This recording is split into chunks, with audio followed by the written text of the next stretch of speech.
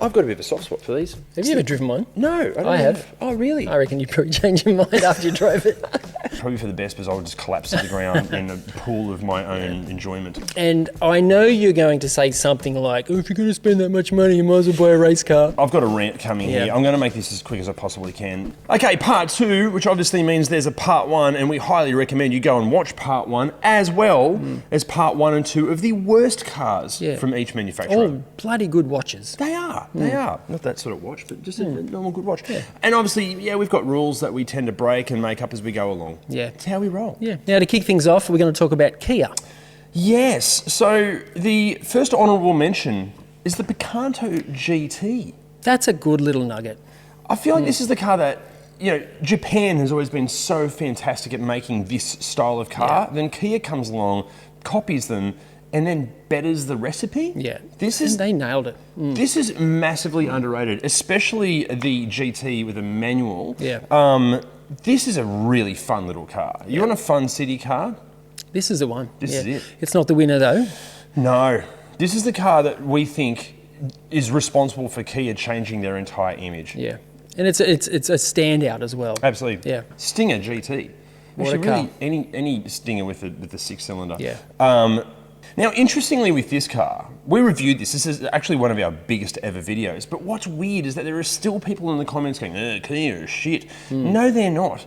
This is proof of how good they can be. Yeah. It's not perfect, but they got better and better as they went along. The more recent ones were fantastic. And for the price, compared to, it really takes it to some of its Euro competitors. And for the price, and I'll say long-term reliability of these cars will be far better than some of their Euro counterparts. Absolutely. Aside from that, as a standalone car, it's actually bloody good. Also, superb community around it. The owners groups, especially in Australia, especially in New South Wales, excellent, super supportive, loads of advice, great modification scene. Yeah, holding their value pretty well as well. Yeah, really, really well. This is a special car and easily the best Kia. Yep. Now, next on the list is Lamborghini. Now, before we get to the nominees, Adam has something to say about these, haven't you? I've got a rant coming here. I'm going to make this as quick as I possibly can. The issue with Lamborghini, Ferrari, or any of these supercar brands, the old stuff is where it's at, not the new ones. Yeah, the new ones are technical tour de forces and they're very, very fast, all that sort of stuff. But the thing is, you can't use that performance on a public road, and honestly, I would say 95% of the people that buy Lamborghinis and Ferraris don't have the talent to actually drive the car to the limit.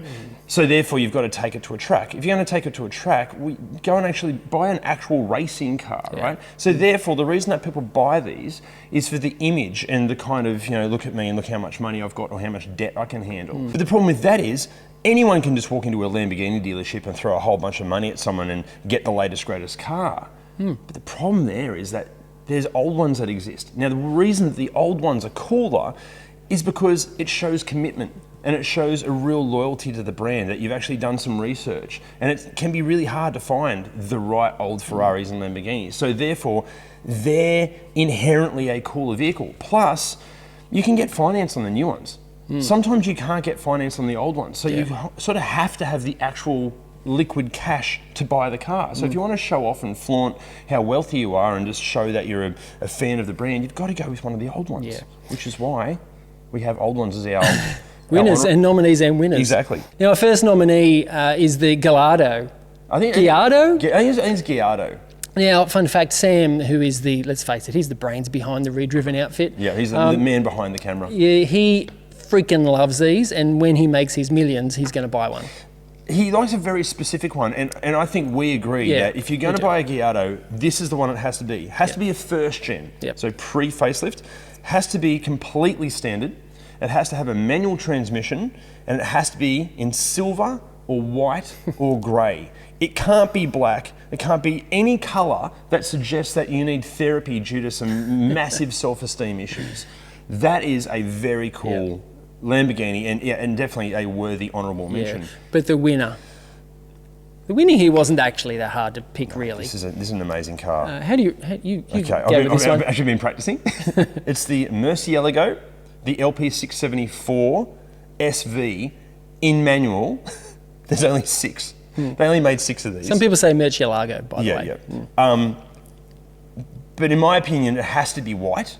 Because here's the thing, right? With cars that are as overtly designed as Lamborghinis, having it also in an overt colour, it's all too much. The design alone is shouty.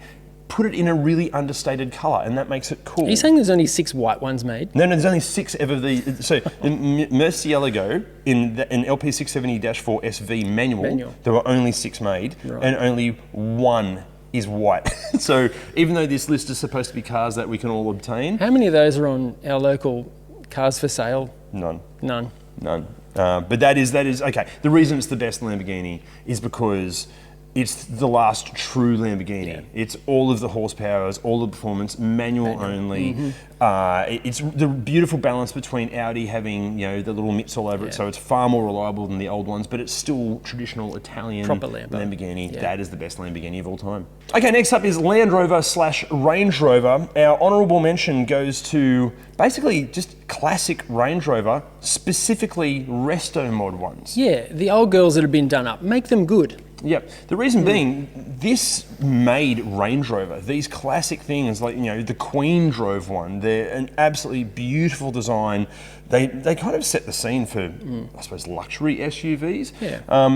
And a resto mod of an old one is way cooler than any of the new ones. So it's just better. Yeah, pretty cool. Another nominee here is the Discovery, the first gen Discovery or Disco one. Yep. That was pretty cool. It's still at heart. It's a basic old Landy. Yep. Pretty reliable, pretty decent off-road chops as well. Not too many electronics, so not too much to go wrong. Yeah. I've got a mate that owns 2 of them, and he uses them off-road all the time. They're really He's good. always got a spare one when one's broken down. I didn't want to say that. But the winner had to be the original Defender. Yeah, the old girl. Yeah. The classic. These things, again, flawed in so many ways. Yeah. But if it wasn't for the Defender, we wouldn't have Land Rover or Range Rover. These things are hark back from, it is, the original Defender was kind of a take on the Willys Jeep. Yeah. But I love what the UK did with it. I think it's obvious. This has to be the best. And also plenty of resto mods around on those as well. They were pretty cool. Loads. Yeah, brilliant thing. Okay, LDV. next up, LDV. No, let's skip that. Yeah, nothing worthy there. Okay, this was a challenge. Lexus, yes. All right. Okay. I think we kind of have a couple of trains of thought here. You go first with your. I think let's break our rules. We're going to have one honourable mention and 2 winners. Yeah. Which are weirdly very similar. Yeah. So honourable mention, and you're going to throw us under the bus for this. It's the LFA. The reason it's not the winner, it's just unobtainable. This is a mega car. Jeremy Clarkson's favourite car of all time. Yeah. It's probably, arguably, one of the best sounding cars of all time. Let down terribly by its transmission. What if they made a manual? How good would that have been? It would be incredible. Or if they just held off, if they stretched out development for another 5 years, they may have been able to put some sort of dual clutch thing in it. But beautiful sounding car. Like carbon everywhere. It's funny, it's one of those cars, I hadn't seen one in the carbon until not that long ago. And when you see it, you just go, oh my God. There's so much presence. There's something incredibly special about that car. Yeah. Photos and videos do not do that justice. Also, if we're going to be really picky, it's got to be the Nürburgring spec. Oh yeah, of course. Those BBS wheels. Oh my God. Who's your winner, bud? My winner is the ISF. Nice. Now, great. Old school rear-wheel drive V8. I remember when these first came out. I just loved them from day one. Super reliable and hold their value pretty well. Yep. That's my pick. The only thing wrong with it is that there's not a lot of rear leg room in the back seat. Yeah. That's about the only negative. Just don't have kids. You can also get import ones that are substantially cheaper than the Australian delivered ones. They're earlier, but they're still great. Cool car though. Not my winner. What's your winner? My winner is the newer version of that, the IS 500. Oh my. I have never seen one, and probably for the best because I would just collapse to the ground in a pool of my own enjoyment. Well, that was a bit nice. Yeah. These are coming into Australia. I think there's a handful here already via the grey import scene, because they had them in Japan. Absolutely stunning looking car. This is cooler than, I can't believe I'm saying this, it's cooler than the Giulia, it's cooler than a C63, it's cooler than an M3. Yeah. Because it's a Lexus V8 four-door sedan, and look at it, just looks look so at good. it. Yeah. So good. Worthy winner. Yep. Next up, one of my all-time favourite brands, Lotus. Another challenging one. There's so many good cars. Yeah, you go with your head or your heart here, really. Yep. Our first honourable mention is the Emira. Finally, we have an alternative to the Cayman or the 718. if you're looking at one of these, you've got to get it with the supercharged 6-cylinder. That's a Toyota engine, so it's going to be bulletproof forever. Don't worry about the 4-cylinder, and also get a manual. Yeah. Don't buy this with a paddle shift thing. Do it right. Other nominee is the old Esprit, S4 or S4 or S3. I love these from day one. Bit of a nostalgic pick for me. The later model ones they still look good to this day. I even love the early ones. The old James Bond ones. The first gen. But the 4-cylinder ones are a bit slow. But I think the later model ones had a V8. I actually don't know a huge amount about them, but I just know I love them and they're cool. They're fantastic. But the winner has to be an Elise. Yeah. We're going with Series 2 with a supercharged Toyota Corolla engine in it. This thing is epic. Please, if you've never driven one, find a way to drive one. Brilliant reliability, unbelievable on track, unbelievable on road because they're small and light, so that they don't go through consumables. So you can do multiple track days on one set of tyres, one set of brakes. As I said, Toyota, so it's reliable. They're pretty affordable, like, sort of 50 to 80, 90,000 dollars. Okay, 120 for something really special. But yeah, Series 2, Elise. That punches well above its weight. Yeah, it's newer than the Series 1. I love the aesthetics of a Series 1, but they're getting old and that Rover engine's interesting. And Series 3, there's something about the looks that just don't grab me on that. Right. Yeah, it's a worthy winner. Yep, Series 2. Done. Series 2 Elise, supercharged. Okay, next up, Maserati. Mate, who's our honourable mention here? Honourable mention here is it's a pretty cool car, I've got to say. Cool the car. MC12. Yeah. A very cool old supercar. Not affordable. Not at all, but I've heard it described as a poor man's Ferrari Enzo. Yeah, well, you've still got to be loaded to buy the poor man Ferrari Enzo. These are a spectacular car, naturally aspirated V12, carbon chassis, all the stuff you want from a crazy hypercar. Yeah. I've always been torn on the looks. It's nice, but it's very polarizing. It's very long. It's very white. Yes. Yeah. But not the winner. The winner. I'm going to ruin the pronunciation here. Quattroporte or four-door. Yeah. It's nothing exotic that name. It just means four-door. Yeah. Maserati was a hard one. They've got the classics from back in the day, all the old race cars and all that sort of stuff. But as far as stuff you can actually get your hands on. Again, we haven't done a deep dive on this, and I've heard rumours. I've actually heard, it's a bit like Alfa Romeo, I've heard rumours that they're not actually as bad as you might assume. Yeah. They love to depreciate. God, yeah. But I just think it's a beautiful car. Yeah. It sounds amazing. You can take your friends in it. Yep. So it gets out. Like it or love it, it's the best Maserati. It's the best Maserati. Yeah. Okay, let's be honest here. As car people, we all love to tinker with our cars, often to a point where we can't leave the bloody things alone. But this brings us to our new mates at Automotive Superstore, where you can shop from over 400,000 products, including car care, infotainment systems, audio, dash cams, lights, brakes, suspension, 4x4 gear, plus a whole lot more. Plus, to make life even easier, if you don't know the specific part that you're after, just type in your reg show and it will display all of the parts and accessories suited for your car. Best of all, you can do that completely online from the comfort of your lounge room because they ship Australia-wide. So if your car needs something fixed or upgraded, or maybe you're just in the market for a gift, hit the link below and shop from a huge range of products from Automotive Superstore. Okay, next up, Mazda. This was a challenge because there are some classics like the old Cosmo and but our honourable mention here goes to the RX-7, not the one you're thinking. Not one of those. Not one of these. Not one of those. Nope. Series 1. Yeah, the FB. Yep. There's 3 versions of that. They're all pretty good, and I think they were just like the gateway to sort of affordable sports cars in a way. And it was a big game changer for the brand. Like you go from sort of RX3, RX2 era sort of stuff, and then the RX-7 comes along, and at the time, like late 70s, early 80s, that would have been visually just amazing. But it's got race cred, it's got a rotary engine, the 12A. Yeah. What a thing. Hugely collectible and still really popular in motorsport circles as well. Yeah. I could have bought one of these. I think it would have been 20 years ago. I could have bought one for $3,000. Yeah. There's a guy that lived around, he actually lives not far from here. Didn't buy it. Idiot. Me, not him. Another one of those cars we should have bought. Yeah. Not the winner. The winner. We all know what's coming. No surprises here. It's the MX-5. Which one? Doesn't matter. Doesn't matter. They're all amazing. If you had to buy one, which one would you buy? Good. I don't know. I'm torn. Yeah. One of each. Yeah.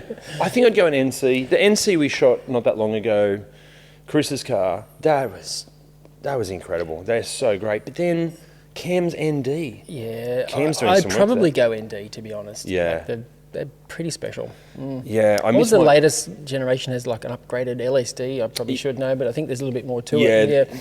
Yeah, I think we're into the final iteration of the ND, and Yeah. apparently very, very special thing. Haven't driven one yet. Mazda, if you're listening, would love to Yeah. have one for a little while. free. Thanks. Next up, McLaren. Let's smash through this. This is gonna be Yeah, fast. look, I sometimes feel I don't think I'm qualified to comment on McLarens, but we'll say it anyway. F1, unobtainable. Yep, it's the Really? honourable mention. It's arguably one of the greatest cars of all time. Surely it has to be in the top 5, top 3. But you're looking at what, $30 million now? It's ridiculous. So it gets the honourable mention. It's the best, but you can't buy It's it. the most expensive. Yeah. Yeah. But the winner, Yeah. 720S. Why not? I've driven one of these. It's insane. I've never driven a hypercar. But I cannot imagine what a hypercar could do that this can't do. Because this is like, I don't have the skill set to even understand how amazing this was, let alone anything more than this. 720S, I think it looks fantastic. I like that the design's quite obviously unique. It looks like a McLaren. It's just the winner. I think it's great. And because of depreciation, it's a lot cheaper than 765 LT and all the more recent stuff. Very cool car. Yeah. Okay, now, thank you for pointing out that we completely forgot Mercedes-Benz. Well, you know what? It was a test, and some of you passed the test.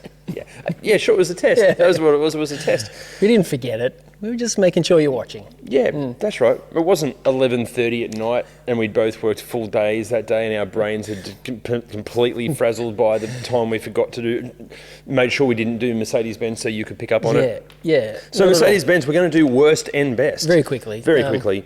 The honourable mention for worst. Yeah, I'm going to go with the second gen A-Class. Yeah. It was a weird little pointy little thing, wasn't Even it? the first gen A-Class is pretty horrible. yeah. Basically, this is Mercedes-Benz's terrible attempt at a Honda Jazz. Don't buy one. They're a shit car. We service a few in the workshop, and you know what? They're not that bad to service, really, but they're certainly not at all There's just special. so many other cars you should buy instead. Anyone that buys it is just buying a brand, not Yeah, buying definitely. a good car. But the worst Mercedes-Benz. I hate these. I hate them because I hate what they represent. I hate the fact that there are people out there that go, oh, wow, I can get one of them for that much. They used to be $300,000, and now do it. they're only $15,000 or $20,000. Don't do it. It's the W220 S-Class. Yeah. This was the abomination that Chrysler, it was the Daimler, Mercedes, Chrysler shit show. Some say there's no good S-Classes after 2010. Yeah, I think even before that. Yeah, probably true. Yeah, W220, just bad, unreliable, cost cutting. The company was just hell bent on shareholder returns, not R&D and quality. The list of issues with this thing is it's crazy. Terrible car. Yeah. Now the best Mercs. Yes, let's go Yeah, with the this best. was pretty easy actually for me. Yep. Um, Honourable mention Yep.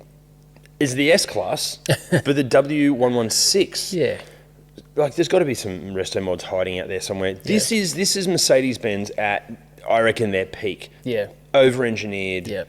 beautiful to drive. Big, heavy feelings, solid, planted. Yeah, they were pretty cool. If you've got the money to go and buy a brand new S-Class, or even an S-Class from, let's say, 5 years ago, don't do that. You're better off buying one of these, one of the classics, and resto modding it. Like yes. Put a great sound system in it, redo the upholstery, redo the suspension. We should do a video. We should buy one of these old S-Classes and do a resto mod to the value of a current S-Class. Oh my. Can and you see how it imagine? turns out. Can you imagine how amazing that car would That be? would be a fun exercise. Still not the winner. No. No. The winner was a bit of a unanimous winner for us. It was the 190E, the 2.3 Cosworth Evo. Wow. What a car. So cool. Cool, like the Evo had the cool 80s aero and, not that fast by today's standards, but of its time, it and the M3, E30 M3, oh God, I would have one of these in a heartbeat. Oh yeah, totally. Highly collectible now. I'll go as far as saying the whole 190 era, that whole era, there are some Have you seen the prices of 190s? Oh yeah, it's That's crazy. ridiculous. But that whole 190 era, there are some absolute gems in there. Yeah. There's specific models that we'll get into when we cover a 190. Yeah, that's why can't Mercedes-Benz be like that now? Why are they giving us this? Compared to their performance versions now, it's like... Anyway. Anyway. So yeah, sorry about making you remember that we didn't do Mercedes-Benz. Next up, MG. What an interesting...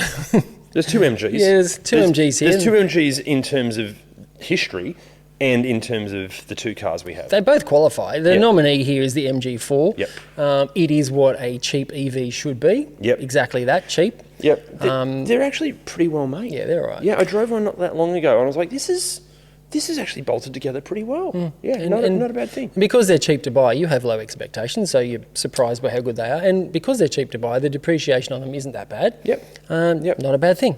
I still think, and MG are going to hate me saying this, don't buy a new one, buy a used one. Yeah. You just save some money. Well, they're not paying us to say anything, so we say whatever we want. If you're buying a car that already exists, you're recycling a car. That's better for the environment.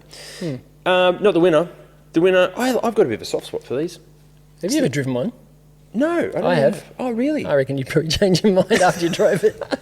MGB Roadster. Yeah. The reason it's the best, this is like MG built the entire reputation of the brand on the classic two-seat, roof off roadster thing. It was a groundbreaking mini sports car. Yeah. Of its day. It was Yeah. a really good thing back in the day. The reason I love it so much is because it set the scene for the MX-5. Yeah. This is the spiritual. Not successor, spiritual precursor. Something like that. Yeah. To the MX-5. Pretty cool old car. Pretty cool old car. Okay, next up, Mini. You want to take us through the honourable mention? Honourable mention is the original Mini. Has obviously. to be. Has to be. They sold 100 bazillion of them. Yeah.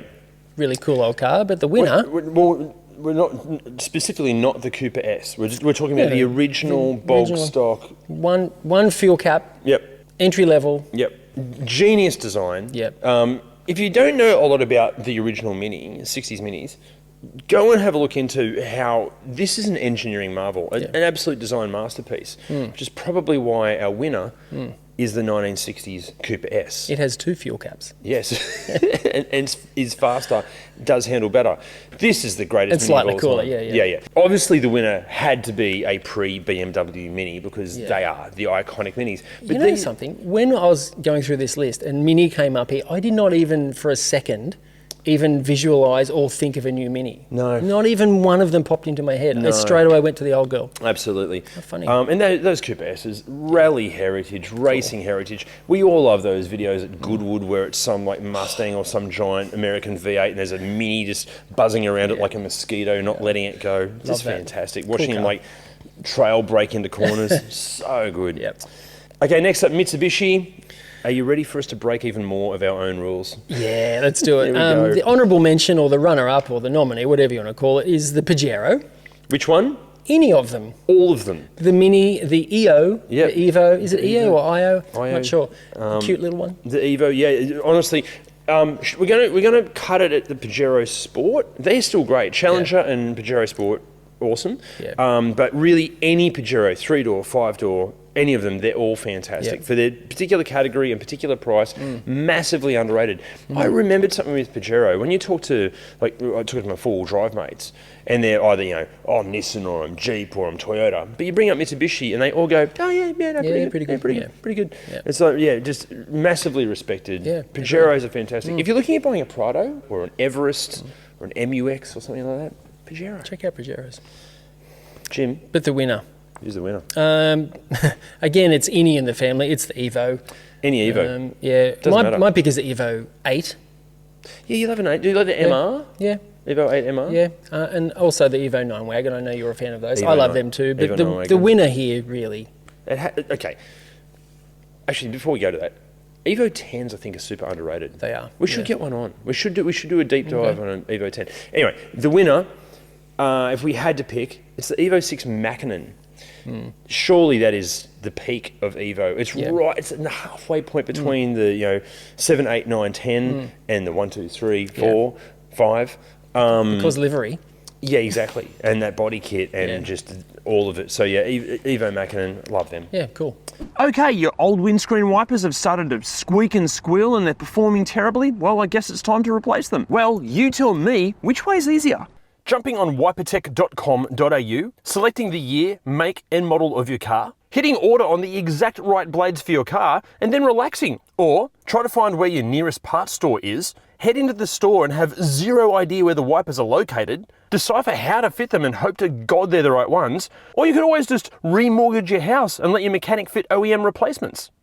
Well, I know which way I'd be doing it. Hit the link to get some for yourself. Next up, Nissan. Now, as far as runners-up go, or nominees, we really struggle because there's a bunch of pretty good Nissans we all liked. And there's a few, we break the rules here a bit. Couldn't agree. We couldn't come up, even the winner, we couldn't come up with a unanimous winner between the two of us. Yeah, one of the runners-up is the Y62 Patrol. Great. Yep. It's a bloody good thing.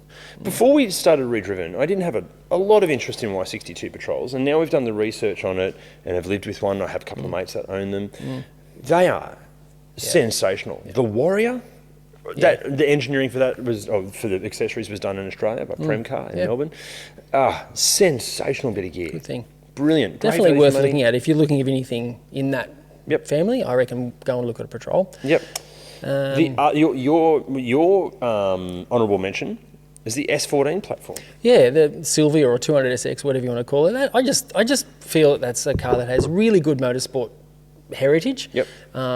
It's used in all types of motorsport, drift, drag racing, grip racing, and it does well in all of them. And it's pretty cool. A lot of support. They make great power. They're a good thing. Who's your winner? My winner, and it's a bit of a nostalgic pick, and if you're my age, you'll probably agree, it's the R32 GTR. Amazing.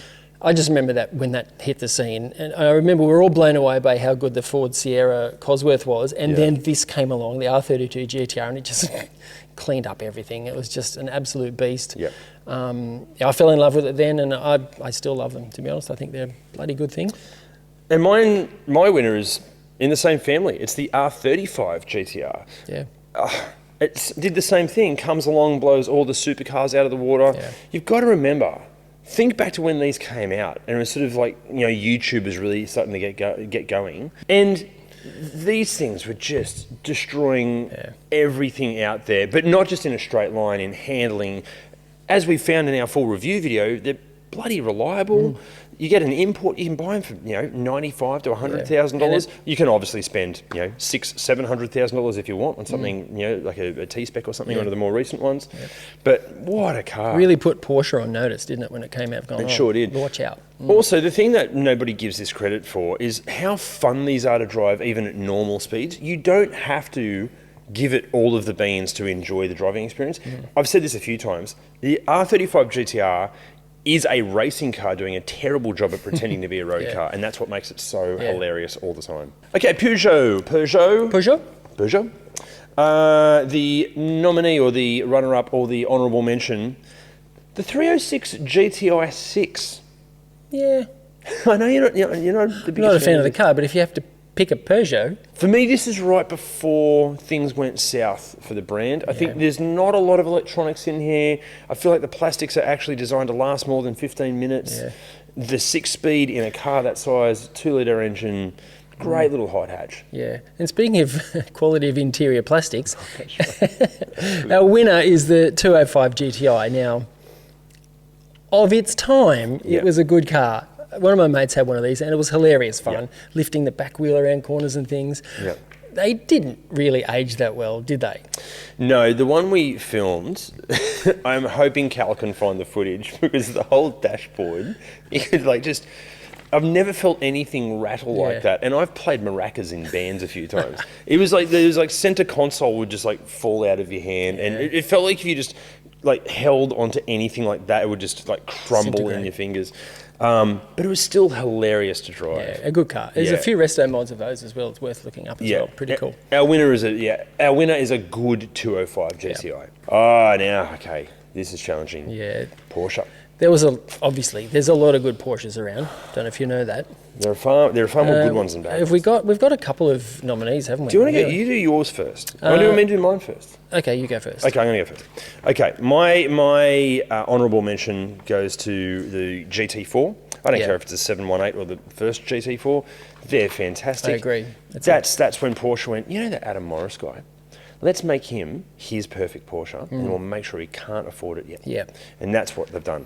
That is... Pretty sure that's exactly the design brief. Yep. Auto House Hamilton have one as one of their, I suppose, development cars, and I've been so fortunate to drive that a bunch of times, and it is outrageously good. But the thing is, we also have separate winners here, although they're sort of the same family. They're both good. Do you want to go first? My winner is the 992 GT3 RS. Completely unaffordable for most people. Yep. And I know you're going to say something like, oh, if you're going to spend that much money, you might as well buy a race car. Probably. Yes. And you're right, but what a car. I don't think there's many new cars that have come out in the last few years that have just captivated me like that has. Yeah, wow. I just love them, and I want one. Okay. Yeah. Would you like to drive one? On the track, not on the road. I would never want to drive one on the road. I can't imagine why you would bother driving one of these on the road. So why wouldn't you just buy a used Carrera Cup car? I don't. Good point. What they cost, you could buy a Y62 Patrol, a really nice trailer. I can drive it to the track. Okay, all right. I wouldn't want to drive it on the road, but I can drive it on the road to the track. Okay. Can't do that with a club car. All right, okay, cool. My car's still better. Yeah, probably. It's more affordable. Yeah, 997 GT3. Yeah, also awesome. For me, hydraulic steering, not the electric steering. It is peak 911 for me because it's modern enough to be reliable, modern enough to actually live with, but still dipping its feet into the old school territory enough to still feel like a proper rear engine thing. Some say it's the ultimate GT3, really. I adore them. And it has to be white. Has to be white. Has to have they had an option of like a shadowy grey coloured wheel, not the black wheel. Yep. Yeah, no. Has to be the Club Sport pack, so you get the cage and the single piece seats. Yeah. Oh my god, I love that car. I don't so think much. you're wrong. Thank you. Yeah. I don't think you're wrong either. Yeah. All right. We can't afford either, so whatever. There Let's move on. Now on to Renault. Clio 197 or 200 is our nominee here. What a bloody fun car. Another one that we need to do a video on. If anyone out there has a 197 or a 200 and you'd be willing to lend it to us for a feature, we'd love to, because I've got a funny feeling this is massively underrated. Yeah, the interior plastics are going to be interesting, but there's not that many electronics in it. It's just a 2-litre engine in a tiny little car. Yeah.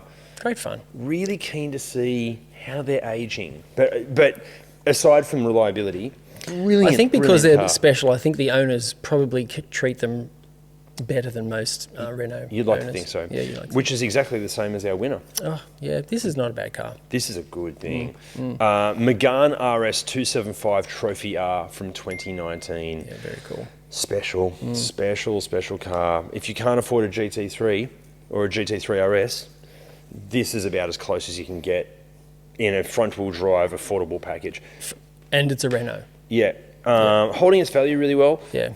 It is a Renault, so, you know, that's not like owning a Toyota. Did I ever tell you about the story about a time one of my customers had one, Right. and he was putting his own roll cage in and decided he'd drill down through the floor, and right behind the driver's seat where he was drilling in the main hoop, drilled through the floor and into his fuel tank. And it was like 3 or 4 days before Australian Hill Climb Championships or something. It was a mad panic to get it fixed. We got it fixed, got him back on the road, and subsequently it got exported to Japan, that car. Really? Got big money for it too. Wow. Yeah, well, they are holding their value really well. Yeah. It's one of the few Renault RS models that actually holds value. Okay, next up, one of our favourite brands, SKODA. Favourite brands because, as we always say, the SKODA owners groups are up there with some of the best. Yeah. Really great people. The honourable mention is the Kodiaq. Yeah. Reason being, massively underrated. Yep. Is it Tiguan? Yeah, Tiguan, it's on the Tiguan Allspace, and it's like a Tiguan, like an Audi, but without the pretense. Yes, and you get more stuff for your money, because it is basically the same as Volkswagen and Audi, more bang for your buck. Yep. Nothing wrong with that. Without the brand snobbery. Yep, not the winner. No, the winner, I think we agree on this, it's easily. The Octavia RS 230 in wagon. Now, the reason RS230, manual and a diff. Anytime I drive any of the sort of Volkswagen products with a front-wheel drive, you just go, God, if this had a diff and a manual gearbox, this would be great. And here it is. Yeah. Also, great value for money. Really good value for money, really. Incredible, yeah. Octavia RSs in general, they start at like 10 or 15 grand and top out at sort of, for used ones, sort of like 40, 45. So, and it's practical, it's fun, and it's a SKODA, so it's cool. Yep, that's the best SKODA. Yeah. SsangYong, Skip. Yeah. Subaru now, Now, again, this is another one of those brands where there was actually a lot to choose from. A lot of very worthy, mentions here. But my nominee here is the Subaru Brumby. I completely agree. Yeah. Totally agree. Now, in the US, it's called a Brat. Yep. And in the US, they came with dicky seats in the back. No way. Yeah, there was 2 little back seats from the factory. You could sit in the back of the ute. In Australia, it was a Brumby. It was a cool little car, and they're somewhat collectible now. Yep. And I've seen a few with whole WRX drivetrains put on them. They're pretty cool. Highly recommend watching the Mighty Car Mods full restoration. That's right. They did a fantastic job of that. I think Subaru had something to do with it as well. Yeah. That whole build series, I think the guys made it like a 1 hour or 2 hour video, like a total thing. Go watch it. It is a absolute cracker. Yeah. Totally agree. Fantastic. Yeah. Not the winner. No. The winner, and this was hard. As we said, plenty to choose from. There's all, you can have 22B, unobtainable. Yeah. There's like Spec C, STIs, all that sort of stuff. Yep. But no. The winner is the GC8 WRX. No STI, just WRX. Didn't you used to have one of those? I did have one of those. Do you regret selling it yet? No. I think you sold about the right time. Yeah, part of me. You know why I don't regret selling it? Because I sold it to an absolute legend. We became mates, and I know it's being looked after. Good. So yeah, it's gone to a good home.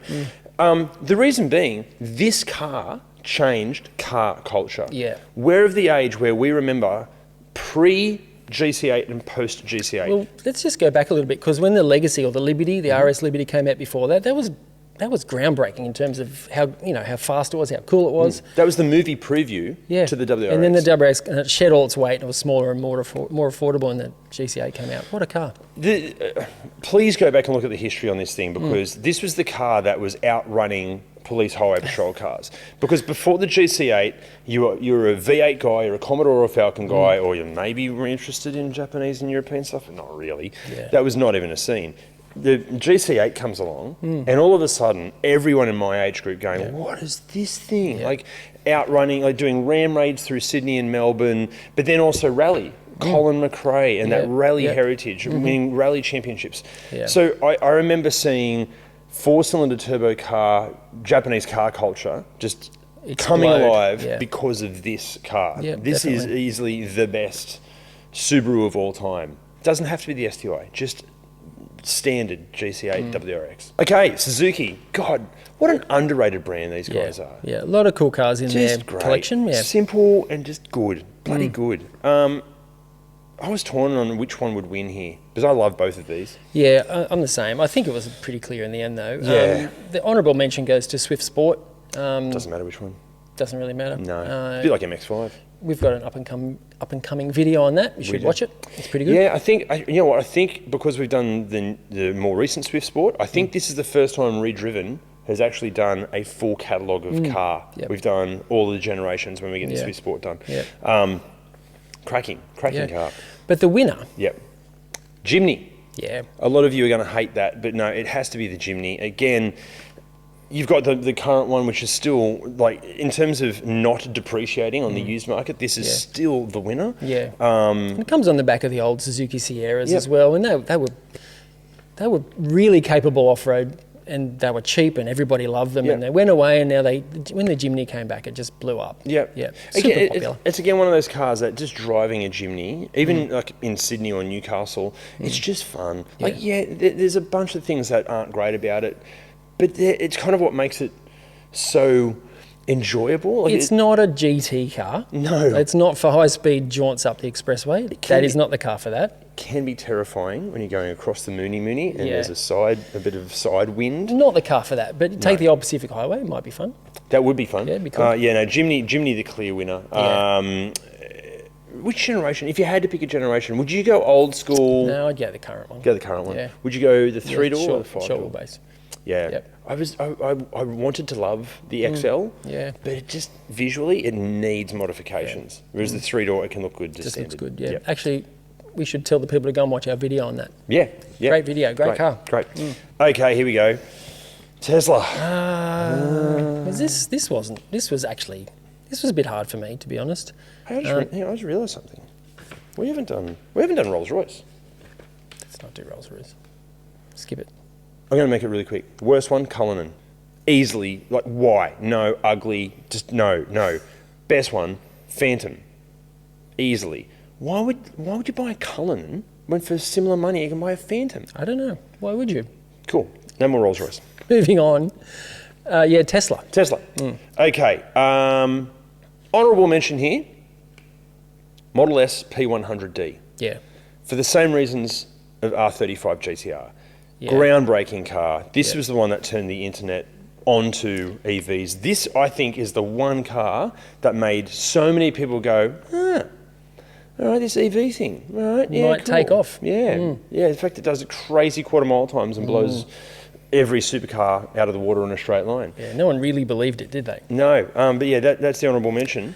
Model 3 Performance is the winner. Yeah. And fair enough, it's a pretty good car if you're into Teslas. Yep, it is I personally wouldn't own one, but I've experienced it, and it is it's a very, very good car.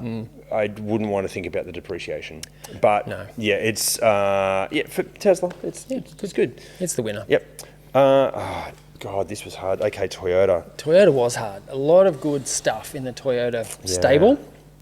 Yeah, this was a challenge. Honourable mention or nominee, the GA Yaris. There's one there. Yep. It was the reason why it was very special. Toyota decided they could do it, and they didn't team up with anyone like the BMW Supra Alliance. Or the 86. Exactly. Yep. This is a standalone Toyota thing. It was very special right out of the gate. Seemingly came from nowhere. Homologation special. Yeah. Again, we mentioned it before. Anything homologation is unbelievably cool. And it is a sensational car. Yeah. Typical for Toyota. It just gets better. And it lived up to the hype, which is good. And Yep. it turned out to be reliable and fast. And absolute worthy of a mention. Also, it's I think really the basis of the whole GR branding. The CEO of Toyota, Akito Toyota, has now said that there won't be any more boring Toyotas, and it's because of the GR Yaris. I feel like that is genesis for exciting Toyota models. Yeah, I agree. Like properly exciting Toyota models. So I think definitely deserves the honourable mention. Not the winner, not the greatest Toyota of all time though.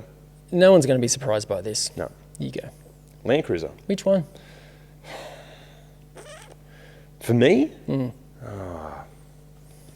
There's a lot of good Land Cruisers. Now we should mention, we're talking about the big Land Cruisers. Yeah, we're talking about the wagon. We're not talking about Prados. 60, 80, 100, 200, 300. Yeah. I would probably go 100 series, I think. Yeah. 80s are bloody good. 80's getting a bit old now. 80 is getting a bit old. Yeah. I do like a 200. No, I go 100. I go 100 series. Don't need a 105. I don't go off-roading enough. Yeah. I go 100 series. It's definitely the car that will get you home, no matter where you are. Yeah, and nailed the whole sort of semi-luxurious interior, comfortable to drive, goes anywhere, lasts forever. And I think there's such a modification and community around them. You can just make it whatever you want. If you want to go almost rock crawling, there's a way of doing it. If you want to go touring, you can do it. If you want to go towing, if you want to just make it a really beautiful and comfy. It's what time is it? Late. Yeah, it's easily Land Cruiser. Yeah, I agree. Yeah. Okay, Volkswagen. Okay, there are a few good Volkswagens, and this was hard to choose. People might know that I'm not the greatest fan of Volkswagen as a brand, but I recognise there are some ones that are better than the other. Do you work on them? I work on them a lot, and they break a lot, and I see a lot of disappointed owners. Yeah. They break a lot. They require a lot of maintenance. This Volkswagen is the brand that I ring Jim pretty regularly going, hey, what do you think of this one? I love these. These are great. And I'll rattle off a list of all the things that break on them. I've lost count of how many times you've ruined my dreams on buying a Volkswagen. Sorry, I do that a lot to a lot of people. Yeah. The nominee here... two nominees. Yeah, the nominee that's real is Mark 7 GTI Performance. I think that's actually decent. Despite its shortcomings, in terms of Volkswagens that you can buy and are available and are affordable, it's a pretty good one. It's okay. So GTI Mark 7 Performance. Yeah, Performance, Yep. Good car, good. I still think mine's worthy. I know you don't like it. I think I really struggle to not have this as the best. The only reason I'm not having it as the best is because the one that we've had the best we'll get to. Is the best, not that. Okay. My nominee is the Arteon. I just love them. I love them so much. We've got liking a car or voting for it because it looks good is okay. No, it's a good car. We're filming one really, really soon. Be warned, it's going to be the most biased review ever because I adore these things, especially the shooting brake. You know how Volkswagens brake? You know what Volkswagens don't break? What? Our winner. No, this is true. The winner is completely worthy. Yeah. You announce it. It's the original Beetle. It is. I'm not talking about the retro. No, I'm not talking about the Beetle of the person that we shall not speak of, original. I'm talking about like 1960s, 70s. Let's move past the 40s and let's go to like 50s, 60s, 70s. Yeah, the popular Beetle that took over the world. Yep. No, the Beetle, like, it made Volkswagen. It is as iconic as a 911. Yeah. Everybody knows what a Volkswagen Beetle is. Yes. Yeah. And you can buy them. They range, you can get old ones for 10 grand. You can get old ones for 150 grand. Yeah, there's still plenty of them out there. And there's so much support for them, so many parts. You can take them off-road. You can take them motor racing. You can take them rallying. You can just drive them around and be cool. Yeah. The whole, like, rat rod style. Yeah. Oh, so cool. What safety rating do they have? No. Don't worry about that. But still, I totally think it's a worthy winner. Yep. Yeah, it's our Volkswagen winner. Finally, our last brand. Oh, yeah. Volvo, another one I love that you always ruin my dreams and hopes. Well, you know what? The runner-up is the 240, which I think, in a way, kind of made Volvos more known. I think these were such a popular car, and rightly so, and they were a survivor. They were around for years. They still are. Yeah, and they're still around. You still see them all the time. Do you know what they're worth? No. They're worth twice what they were new for a good one. Yeah, they're really popular. How are they for reliability and parts and stuff? Terrible. Oh, okay. Yeah, but they're old now. They're old. Yeah. A lot of people are converting them and doing engine swaps and things, and they're pretty cool. Another one we've got to get on the channel. Got to get a 240 on somehow. Yeah. Yeah. Not the winner. No. Oh, God, I love this car. These, don't you? God, well, I had one. I owned one. Another one I shouldn't have sold. What was I thinking? I don't know. Can I say it? Yeah, go on. 850R in a wagon with a manual transmission. Was yours manual? No, it was the auto. You can let it go. I think if it was the manual, I would 100% still have it. Yeah. In the same way that the 240, I think really set up Volvo as renowned for their safety, they're dependable, they're just bulletproof reliability. That's what the 240 did. Then Volvo kind of became not a cool car, not cool. You had to be over 75 to buy one, not just financially, but just because they were not cool. But then the A50R comes along, and in wagon form, and then as a touring car. Yeah, that was a huge marketing win. This was what the Kia Stinger was for Kia. This was for Volvo. Yeah, agreed. This is when people went, hang on a second, that's cool. So 850R wagon. Has to be a manual. Peak Volvo. Peak Volvo. That is the best Volvo. That's the list done. What an epic list. My God. I wish you guys knew what time it was right now because we are both exhausted. Tell them it's 11 o'clock at night. Yep. Thank you so much for watching. Please let us know. Did we miss anything? Did we get anything right? Tell us what we missed, yeah. Yeah. And also, give us more ideas for these sorts of videos. So Jim and I having a chat because we're always up for suggestions. See you next time.